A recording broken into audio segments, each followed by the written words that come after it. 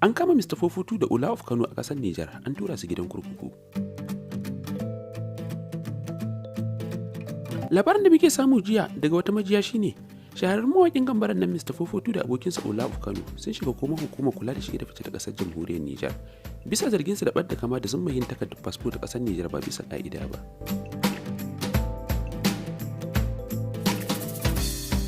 Sanin kowa ne kowace ƙasa tana da tsare-tsarenta da tanadi kafin ta ba wa koda ɗan ƙasar ta ne wannan takarda, ballantana kuma ga bakin haure. Kamar yadda rahoto ya zo, Mr. Fofutu da Ola sun aske cikukuɗaɗɗen gashinsu sun yi shiga irin ta ƙasar Nijar. Sun je da zuma yin takardar fasfo ɗin da zuma fita wasu ƙasashen da aka tsaurara doka ga 'yan Najeriya, inda asirinsu ya tono.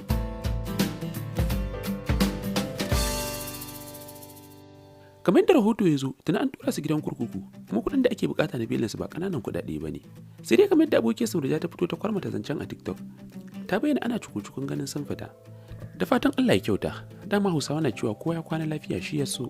To da farko dai inna lillahi wa inna ilaihi raji'una za mu fara cewa, sannan na biyun su wanda ya makaddarar wani dariya idan tashi ta zo kuka za a yi mata saboda muninta. Abin da yake faruwa da wa'annan bayin Allah Ola of Kano da Mr. Fofutu yanzu haka zantan da nake muku suna garin Nijar, a bursin din garin Nijar an yanke musu suna gidan yari, amma kuma insha Allah cikin hukuncin Allah ana nan ana ta hada da dare sauran sa sun kawo korafi akan sai an bada miliyan 10 da sun ce miliyan 20 za a bayar sannan a su. To kuma cikin hukuncin Allah da shige fada nan shiga nan dai da sauransu yanzu sun ce miliyan 10 shine karshe za a ba su, idan ba a ba da wannan miliyan 10 ba sai sun yi wannan adadin shekarun da aka yanke musu a wannan din Nijar a gidan yari. Yanzu haka zantar da nake muku yau Juma'a ma an kai su gidan birsin an yi tan da su, fatan da za yi musu anan Allah ubangiji ya kubutar da su, sannan kuma za mu ta taya su da addu'a, sannan ko kuma dan hanyoyin da suka muka samu za mu dinga bi dai muna shishigarwa da dai sauransu insha Allah cikin hukuncin ubangiji abubuwan zai zo da sauki. Sannan kuma ina bibiyar al'amurorin a hankali insha Allah zan ci gaba da kawo muku ummul aba'isin da yasa suka shiga cikin wannan halin ni'asin da dai kuma sauransu. Sannan yanzu da nake muku ma a garin Nijar din akwai wasu manyan mutanen da suka je akan za su yi belin su ma an kama su, an ce kenan har da su irin da haka so to su ma an kama su an shigar da su ma, amma kuma su kes din su da sauki tun da su yan ƙasa ne beli suka je ta shafe su ko wani abu. Amma yanzu kam still gaskiya ko kotu da Ola of Kano suna buƙatar addu'a, kuma insha Allah za mu taya suna cikin wani hali. Dan Allah dan Annabi wai ko dan kan kana jin haushin mutum ko kuma mutum yana wani kuskure ko wani abu ya shiga ibtila'in rayuwa ka dauki hakan a matsayin daɗi ko wani abu kaddara ce. Shi kansa idan aka ce da shi a lokacin nan zai tashi da wannan kaddara ba zai yadda ba, amma sai gashi ya tashi ya waye ta a ciki. Wallahi tallahi ba ku ga yanda na rame ba gabaki ɗaya ma an kun kula ni kwana biyu nan ko TikTok din ma wallahi ba na sanyi saboda bakin cikin da yake damuna, ba na iya cin abinci. Hau din kuwa da za ta saka murja ta yin TikTok na yin posting na kasa cin abinci gaskiya ba karamin hau bace ba. Wallahi tallahi bacci ne a ido na yau kusan kwana biyu nake gaya muku, ba na ko yangaɗi wallahi kawai ina tsaye banda lazumi in ta musu addu'a babu abin da nake yi, da kuma irin alfarma dai wanda ka san zaka samu kake yi musu dai irin haka kake dan shige da fita kake yi da dai sauransu. To dan Allah dan Annabi duk lalacewar naka a nan gurin abin da nake so in ce naka ne, duk lalacewa sakar wata masifa ta samu naka ko wani abu ka ce Allah ya kara ko kuma gwara da haka ta faru ko kaza. Ita kaddara ta kan kowa tana iya fadawa a cikin rayuwar nan da duniya. Dan Allah dan Annabi mi musu kyakkyawan zato a yanzu dai kam gaskiya a halin da suke ciki suna buƙatar addu'a, dan yanzu ina ƙara mai jaddada muku suna cikin a gidan kaso, kuma insha Allah abin zai zo da sauki dan bi iznillah tare da suka sa insha Allah za a nemi alfarma bis. Sannan maganar gaskiya su ma abin da su kokotu suka yi gaskiya ba su yi makansu adalci ba kuma ba su kyauta ba. Ni kun san matsala ta faɗan gaskiya duk akan wanda ta faɗa wallahi sai na faɗa mai, kamar yanda ni ma idan tawa ta same ni ina goyon baya a faɗa min idan ban yi daidai ba. Duk yanda muke da kai ko ɗaukaka nake ina goya ka, in dai abu ya faru ka san ina da laifi to ka fito ka faɗa min gaskiya ka min nasiha akai. Maganar Allah fa kenan. Ya za yi in ban da rigima irin ta ku su kokotu ku je ƙasar wasu bayan kun san abin nan ga dokarsa wai kuma ku ce za ku iya canza kamanni ku yi wannan abubuwa ko kaza, ai dole ta tashi. Sannan ba da bayan haka abin da yasa na ce ba su yi amfani da tunani mai kyau da ilimi ba, ya za a yi kowa ya san fuskar ku ko fulani a gari ku je ku ce wai za ku aske kanku ku je ku yi ɓadda kama ko wani abu da sauransu. Maganar Allah ba ku yi kanku adalci ba, ko magana ka yi akwai wanda ya san voice ɗinka zai gane ka, kuma an san yan wata ƙasa ne ku. Irin wanda suke yin wannan abin su ji lafiya sai wa'anda ba popular ba, wanda ba a san fuskar su ba. Amma kai duk abin da zai zama na ɓatanci ko kuma na ba shi kenan ba, yin a wannan ko ni nan yanzu wani abin ba zan yi shi ba, saboda mutane da yawa sun san fuskata. Yanzu zan ɓoye fuskata ko kuma in canza kirata ko wani abu in je in ce suna na Ramatu Ɗanladi?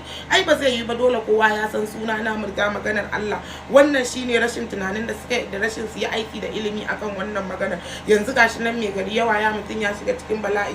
Ni kuma mutane da suke cewa kullum a cikin rikici nake ko wani abu, yau daga na gama wancan in gama wancan, ni mutum ce ta mutane. Dole idan abubuwan mutane suka zo ba za ka shiru ka zuba musu ido ba, saboda kai ma nan gaba astaghfirullah ba fata ake ba a san me zai same ka ba. To don haka ni koyaushe rigima, ni daman na fi shiga matsala a abin da ba na ba. Duk sanda kuka ganni na yi zuru na rame in yi nan wallahi ba akan kyasina ba ne, kawai wasu ne suka shiga halin ni'asu. Nake ta kokari in gaya za a yi na taimaka musu, Allah ya taimake su da abubuwan da na sani. Idan abu ya fi karfi na kuma sai in koma gefe in ta gaya wa Allah a kansu. Sannan idan ina da shi in dan dauka in bayar a ringa yi wa mutum sadaka. In kuɗi na sun kai kejeji ma har sauka ina sa a yi wa mutane idan sun shiga ibtila'i ko wani abu. Amma gaskiya ko kotu bai kyauta ba, wannan abin da ka aikata babban karya dokan ƙasa ne billahi lazi.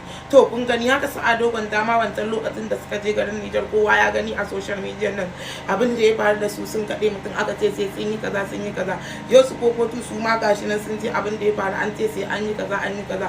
Kun ga kenan mu nan kanmu anan mu ba mu da haɗin kai. Maganar Allah a faɗe ta ko wani abu. Yanzu duk wanda ya shigo Najeriya zai iya zuwa ya komansa da zai yi a matsayinsa na ɗan ƙasa, kuma a bashi indijin, a bashi komai da komai a matsayinsa na ɗan ƙasa ya ƙara gaba. Mu shi kenan a haka rayuwar mu take. Amma mu ma mutanen can mutum nawa ne za su shigo a yi musu abubuwa, a yi musu alfarma su tafi. To mu kuma idan muka shiga halin ni'asu a can, kun ga irin ukubar da muke shiga. To abin da za mu ce sai dai mu ce Allah ya kiyaye gaba, sannan kuma Allah ya fidda a'i daga rogo. Dalilin da yasa aka kama su kokotu shine yawa dan uwa tambayar da ya kamata a yi ba a zauna a ce kaza a comment section ba, alhalin kuma duk abin da ake faɗi wannan ba haka bane ba. Dalilin da yasa aka kama su kokotu a ƙasar Niger shine sun je za su yi wannan international passport din na fita ƙasashen waje da dai sauransu, kuma kun san dokar sayan da take in ba kai dan ƙasa bane ba ka je ka ce za ka yi a wata ƙasar, dole za ka karɓi result din ka. In dai asirin ka yi to in da mun sai ka karɓi hukunci. To abin da ya faru da shi kenan, kuma suna so irin su je wasu ƙasashen. To kuma kun san wasu ƙasashen an hana 'yan Najeriya shiga da dai sauransu. To shine zai je Nijar ya yi international passport na kasar Nijar ya samu ya fita. Shine har suka je suka yi aski da dai sauransu, wai dan su fatawa da mutane kamanni ko wani abu. Kuma sun manta da cewa su ko fulani kowa ya riga da ya san su waye tsofotu, ba aski ba ko shafin mureda suka shafa za a gane su. To shine asirin su ya tona aka gane su, shine aka kama su a halin da ake ciki. Wasu ma daga garin Nijar din sun je za su yi belin su ma an hada da su da dai sauransu. Yanzu abin da wannan kasar Nijar take wannan din su ai musu kallon kamar yan leƙen asiri ko wani abu da dai sauransu. To wannan abin shine ya faru da kokotu, ba abubuwan da kuke faɗa ba. Wannan ya ce kaza yi musu, wannan ya ce kaza yi musu. No, ba haka bane. International passport ya je zai yi na wata ƙasar a matsayinsa na ɗan Najeriya, ya karya doka ya je zai yi a wata ƙasar, shine suka kama shi da dai sauransu. Abin da ya faru kenan. Dan Allah dan Annabi mu daina yaɗa propaganda, mu tsaya mu ji tukunna abin da ya faru da mutum, sannan mu yi magana akai. Ba a zo a ce wannan a ce ya yi musu kaza ya yi musu kaza. Kuma wallahi abin da ba ku sani ba, na rantse da Allah ko kotu ko wallahi yana da kyan mu'amala. Kawai dai kun san rayuwa kowa da irin yanda yake bayyana sabgarsa a social media. Shi tashi yanda yake bayyana sabgar kenan a social media. Na farko sallah ba ta wuce kotu. Kawai dai rayuwa babu wanda Allah baya da rabtarsa ko wani abu. Kawai abin da na sani kenan, sai dai mu ce Allah ubangiji ya kiyaye. Wallahi tallahi kun ganni nan kwata ni ban ma san ina da rusa ba.